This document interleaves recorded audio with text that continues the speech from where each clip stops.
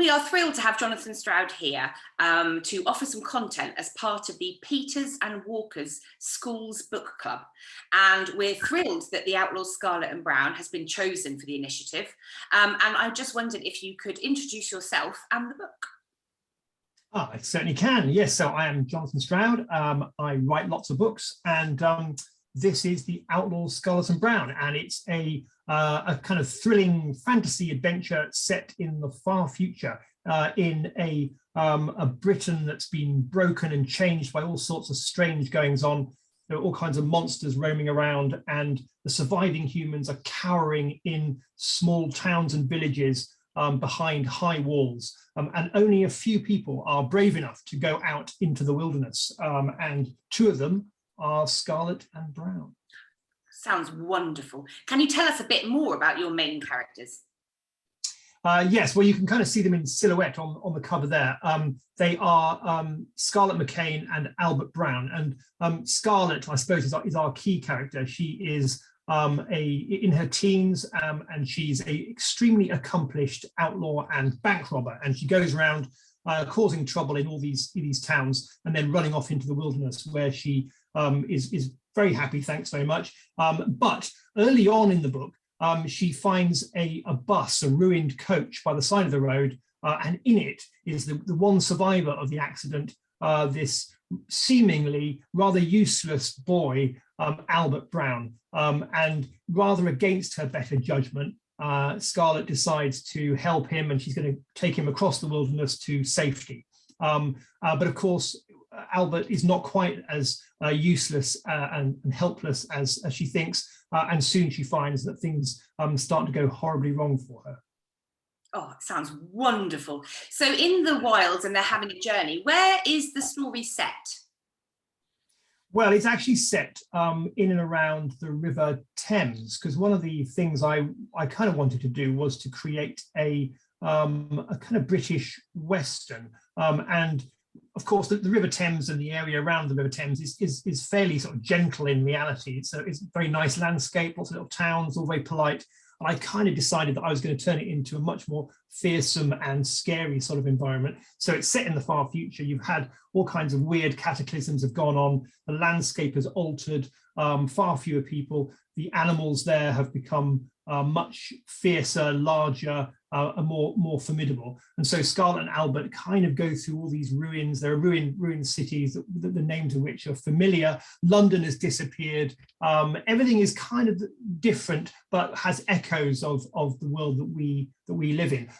When I was writing it, I eventually created a map, which I can show you, because this is my original map that you probably can't see it very well, but it's I did it with pen and paper, and it's just really a kind of slightly altered version of the River Thames, leading to the London Lagoon, because London has disappeared completely. And in the end, my sketch was turned into a much nicer map, which is now in the book. And so you can trace Albert and Scarlett's journey, which kind of through the book follows the course of the River Thames.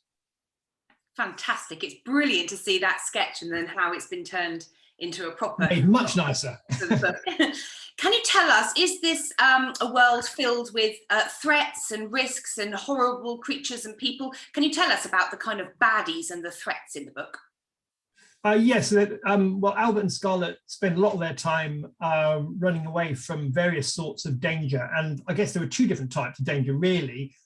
There are the things that roam around in the wilderness, and so there are these creatures, beasts, which have grown much larger and more ferocious than the ones we know, and there are giant otters, and there are wolves, and all sorts of other things. And worse than them are the tainted, who are kind of like cannibal humans who wander around. They're kind of human, but they're also not human. And if they find you, they will eat you. So that's not a very nice thing to find when you're having a picnic. That's one set of dangers. But then also Albert and Scarlett are pursued by figures from the towns themselves, or humans who don't like them, the people they rob from, and also the rulers of these societies who are quite intolerant of difference. And there are various reasons why Albert and Scarlett are considered to be unacceptable by these societies. And so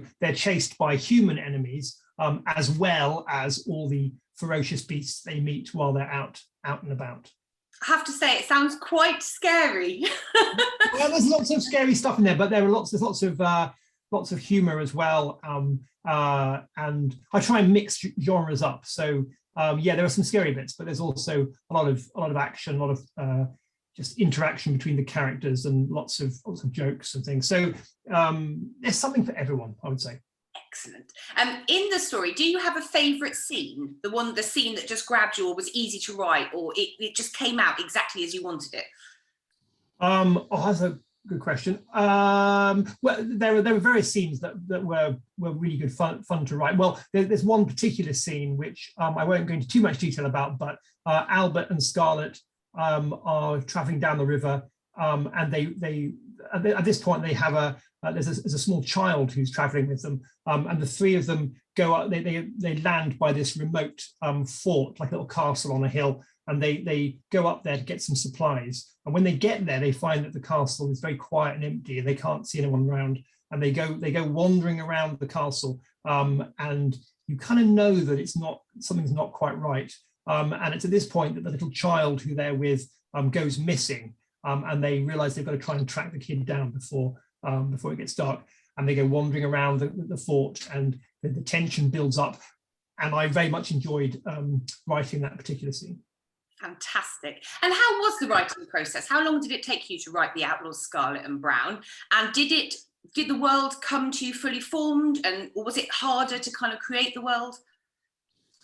I did find it quite tricky. I think when you're starting a new series, and you're trying to invent a new world to inhabit, it often takes quite a while to get the rules right. It's very important to sort of understand how this world operates.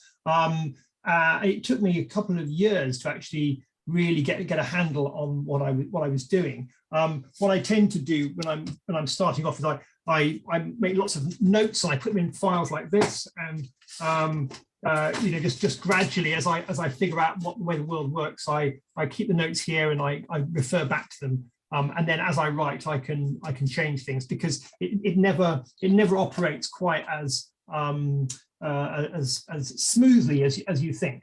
I would create a chapter plan, and I'll follow the plan a bit like a roadmap. It tells me where I'm going, but then I'll find that I come up with a new idea, and it's really good, and it changes what I'm going to do, or something doesn't work, and you have to improvise. So it's a long process, and it takes in this case, it took several years for me to actually figure it all out. And The Outlaws Scarlett and Browne published almost just over a year ago, I think. Yes. How has the publication been? Have you enjoyed it? Has it been successful? It's been great. Yeah, I mean, I've really enjoyed it. It's had lots of lovely response from readers and critics in various countries. And in fact, speaking of that, I thought I could show you some different covers from around the world, because one of the really cool things about writing a book like this is that while I'm writing it, it's all in my head, and I see it myself, but no one else knows anything about it. Then when it's published, the publishers have to obviously figure out how it's going to look. So the UK publishers made this beautiful cover. You don't see Scarlett and Albert, so that helps the readers to still imagine them in their own way. But you get the kind of epic scale of the world that they inhabit, so that's pretty good. That's the UK one, the Walker one.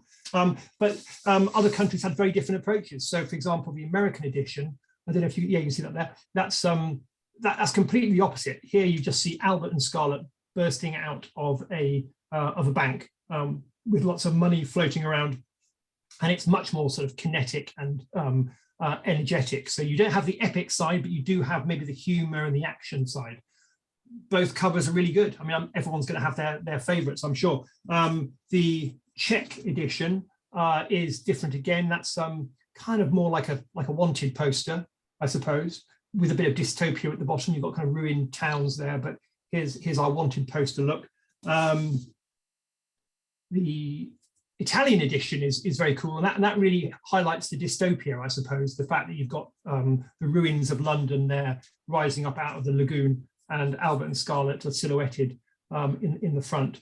That's rather beautiful. The German edition is lovely as well. That's more of bit like the check. It's more of a wanted poster look, but very kind of beautiful and gold, and yeah, quite lovely. And one of my favorites is the Japanese edition with our two friends Albert and Scarlett in a kind of manga sort of style, standing on top of the ruined bus that Albert's been rescued from.